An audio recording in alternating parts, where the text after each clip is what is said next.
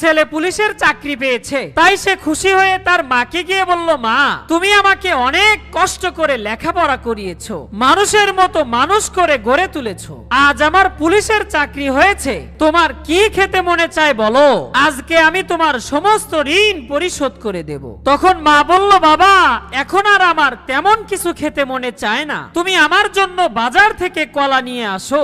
এবার ছেলে বাজার থেকে তার মায়ের জন্য কলা নিয়ে আসলো। তখন মা বলল, বাবা এই কলাগুলো তোমার বুকের উপরে রাখো, আমি যখন কলা চাইবো তখন তুমি আমাকে দিও। মায়ের কথা মতো ছেলেটি বুকের উপর কলা নিয়ে ঘুমিয়ে পড়লো। ঘুমের ঘরে কলাটি পিঠের নিচে পড়ে চ্যাপ্টা হয়ে গেল। সকালবেলা যখন তার মা কলাটি চাইলো তখন ছেলে বলল, মা ওই কলাটি রাতের বেলায় আমার পিঠের নিচে পড়ে চ্যাপ্টা হয়ে গেছে, তুমি বসো, আমি এখনই তোমার জন্য বাজার থেকে কলা নিয়ে আসছি। তখন মা বলল, বাবা শোনো, তুমি যখন একেবারে ছোট আর দুর্বল ছিলে, তোমার হাড়গুলো যখন নরম ছিল, এমন তো অবস্থায় আমি তোমাকে বুকের উপর নিয়ে ঘুম পাড়িয়েছি, কই কখনো তো তোমাকে পিঠের নিচে ফেলে চ্যাপ্টা করিনি, তাহলে তুমি কি করে মায়ের ঋণ শোধ করতে চাও?